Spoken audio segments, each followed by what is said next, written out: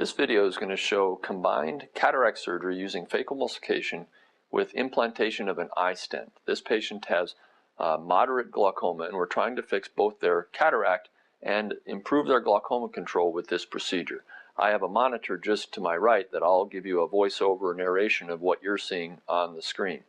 So we start out by making a 2mm incision through the cornea to enter the eye and remove the cataract. We break the cataract up into little pieces, as you can see we're doing here. Then we vacuum out those pieces and aspirate it into this phacoemulsification tip, removing all the cloudy components of the lens. Then you can see us placing the lens implant here into the proper position. Now we start the glaucoma procedure, and this is completely real-time, not edited. You can see we enter the eye through that same tiny incision, and we've got the stent attached to the tip of this cannula. The cannula goes across the eye, and we approach the portion of the eye where fluid drains out. It's called the trabecular meshwork.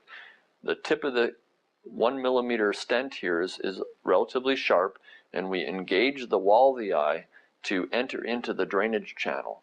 Now you can see the 1mm stent is entering into the drainage channel called Schlem's canal, and we release the stent at the proper time, and the stent is in excellent position, and then we just use the tip of the inserting cannula to tap it into position.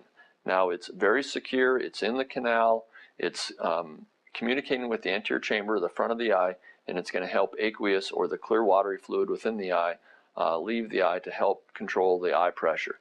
So that procedure added just a couple minutes at the most to the overall procedure, and studies have shown that patients will be less dependent on glaucoma medications afterward. And now we're just filling the eye back up with a clear watery fluid to pressurize it. You can see we get a little reflux of blood in the area where the stent is. That's a very good sign. That shows me that the stent communicates with the venous system that drains fluid from the eye. So there's a direct communication now, and once the eye is pressurized, the fluid goes from inside the eye out through the stent into the venous system. It's only when the pressure was very low that the red blood cells will back up into the eye, and we fix that by just putting that extra fluid in at the very end.